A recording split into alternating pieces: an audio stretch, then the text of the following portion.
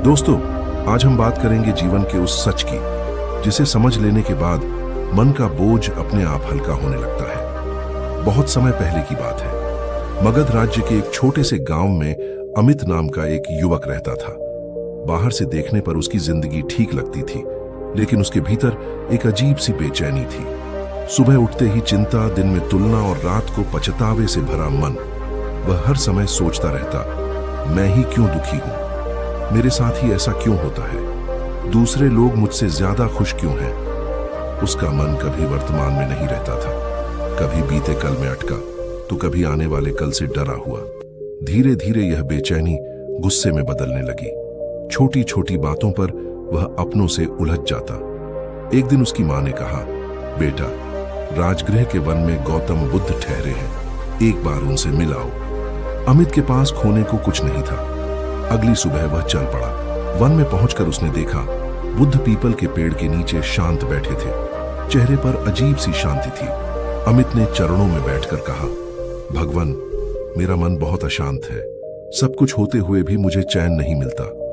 बुद्ध ने आंखें खोली और मुस्कुराकर बोले, पहले मुझे बताओ, तुम्हारा दुख कहाँ है? अमित बोला, मेरे मन में। बुद्ध बोले, तो ध्यान से सुनो।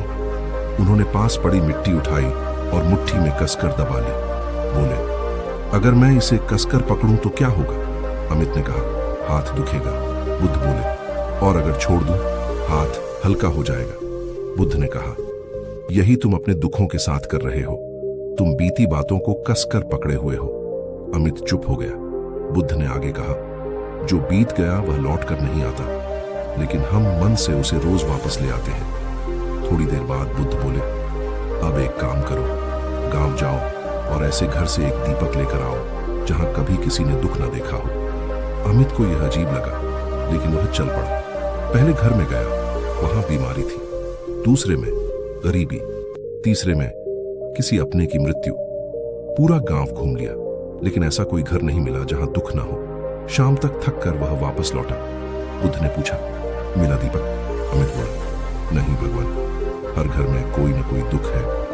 बुद्ध शांत स्वर में बोले, तो फिर ये क्यों सोचते हो कि दुख सिर्फ तुम्हारे जीवन में है?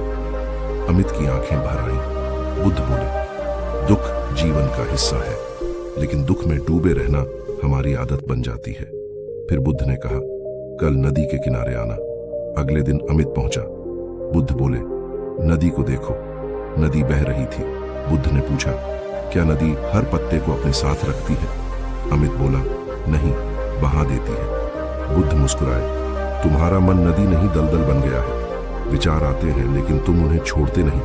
अंत में बुद्ध ने कहा, 3 बातें याद रखना। पहली, जो हुआ उसे स्वीकार करो। दूसरी, जो है उसे महसूस करो। तीसरी, जो नहीं है उसके पीछे मत भागो।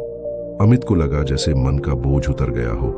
वह समझ गया, शांति बाहर नहीं, अपने भीतर होती है। दोस्तों, अगर आज आपका मन भी अशांत है तो याद रखिए, हर दुख स्थायी नहीं होता। हर रात के बाद सुबह आती है और शांति हमेशा भीतर से शुरू होती है।